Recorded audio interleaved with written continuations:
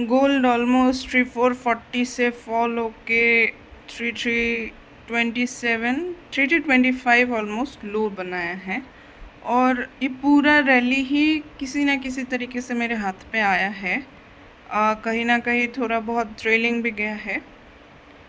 तो मेरा पहला सेलिंग कैसे आया था, मैं पहले बाइंग पे थी। मैं थोड़ा ऐसे माइंडसेट पे थी कि जो प्रीवियस रेजिस्टेंस था उसको ब्रेक करके ऑल टाइम हाई लगाएगा, फिर से 3500 तक क्या पता फिर से चला जाए, उसके बाद मैं अपना बाइंग क्लोज कर देती। लेकिन जब पहला ये वाला कैंडल बना, ये रिवर्सल कैंडल, तो कहीं ना कहीं उसके बाद ही जब इस लो के नीचे ये रेड कैंडल आने लगा था, मैंने अपना बाइंग का जो ट्रेड था उसको मैंने निकाल दिया। फिर मैं वेट कर रही थी इसके क्लोजिंग का। जब ये क्लोज हुआ तो इसके नीचे इस एरिया के नीचे जो भी कैंडल क्लोज होता, रेड कैंडल ही ऑब्वियसली, जब रेड कैंडल क्लोज होता तो मैं इस पे सेलिंग चली जाती। मेरा पहला प्लान वही था। फिर जब ये रेड कैंडल बना तो इसके जब ये पुल बैक आया था तो मैंने यहीं पे ही एक सेलिंग कर दिया।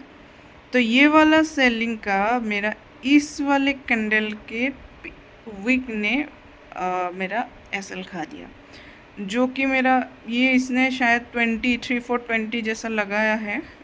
मेरा एसएल 3419 पे था, तो बस एक पॉइंट के वजह से मेरा इस पे ट्रेलिंग एसएल चला गया।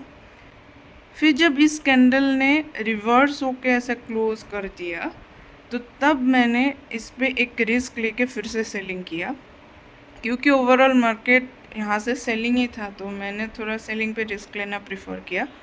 तो यहाँ से मैंने सेल किया। यहाँ से सेल करके जब ये वाला रिजेक्शन इस एरिया के वजह से जब ये रिजेक्शन लिया तो कहीं ना कहीं इसी कैंडल पे मैंने इसको निकाल दिया। फिर मैं वेट कर रही थी इस एरिया के नीचे, अगर या तो इस एरिया के ऊपर कोई बाइंग कैंडल क्लोज हो तो मैं बाइंग जाती, लेकिन सेलिंग के लिए मैं इसके नीचे कोई भी कैंडल का क्लोजिंग देखना चाह रही थी। तो जब इसके नीचे इस कैंडल ने क्लोज़ किया तो यहीं से मैंने सेल करना शुरू कर दिया। फिर जब ये कैंडल फॉर्म हो रहा था, इसी के बॉडी के ऊपर मेरा ट्रेलिंग एसएल था, तो वो वाला ट्रेलिंग एसएल चला गया। फिर जब ये दूसरे दिन ये फ्राइडे का था, फ्राइडे को ये जब बेस बन रहा था सुबह, तो मैं इसके नीचे कोई भी क्लोजिंग का वेट कर रही थी। इस कैंडल ने क्लोज़ किया। 15 मिनट्स में जाती तो मुझे थोड़ा शायद अर्ली ट्रेड्स मिल जाता, पर मैं नहीं गई क्योंकि मैं नॉर्मली 1 आवर पे करती हूँ। तो इसका क्लोजिंग हुआ, इसी पे मैंने सेल किया। इसके टॉप पे मैंने कहीं पे एसएल रखा था, और ये आते आते कहीं ना कहीं इस कैंडल ने मेरा, क्योंकि मैं जब ये वाला फॉल हुआ तो मैं थोड़ा एग्रेसिव ट्रेल कर रही थी, तो इस वाले कैंडल ने मेरा ट्रेलिंग एसएल खा दिया।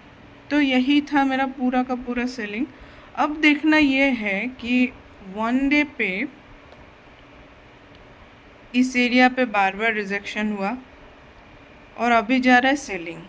अगर ये सेलिंग इन सब वीक्स को खाने आया है तो ये वीक्स खाने के बाद, क्योंकि इस एरिया को ये एरिया मेरे लिए थोड़ा इंटरेस्टिंग है, क्योंकि पहले यहाँ से एक बार फॉल हुआ, तुरंत रिजेक्शन हुआ, फिर फॉल हुआ, ज़्यादा देर सेलिंग टिका नहीं, फिर यहीं से ही अच्छा खासा बाइंग होना चाहिए था, पर रुक रुक के बाइंग हुआ। तो बार बार इसी एरिया पे आके रुक रहा है। तो मेरे हिसाब से अगर ये वीक्स को खाने आ रहा है तो यहाँ से सेलिंग आके अगर यहाँ पे बाइंग कैंडल कुछ भी बाइंग कैंडल बनाता है तो यहाँ से मैं इस एरिया तक पहला टारगेट रख के मैं बाइंग करूँगी। फिर अगर इसका ब्रेकआउट हो तो मेरा कहीं ना कहीं इस एरिया पे ट्रेलिंग रहेगा। पहला टारगेट रहेगा मेरा 3500, ये राउंड नंबर टाइप का है। उसके बाद अगर ये ऑल टाइम हाई लगाता रहता है तो मैं उस हिसाब से ट्रेल कर के इसको लेके जाऊंगी। लेकिन फ़िलहाल के लिए ये थोड़ा मेरे लिए बेयरिश व्यू ही है, जब तक ये सारे वीक्स खाना देते। ये वीक्स खा जाने के बाद मैं, अगर इसके नीचे कोई भी सेलिंग कैंडल क्लोज नहीं होता है तो मैं बुलिश ही इसको बुलिश देखना ही प्रेफर करूँगी। तो यही था गोल्ड।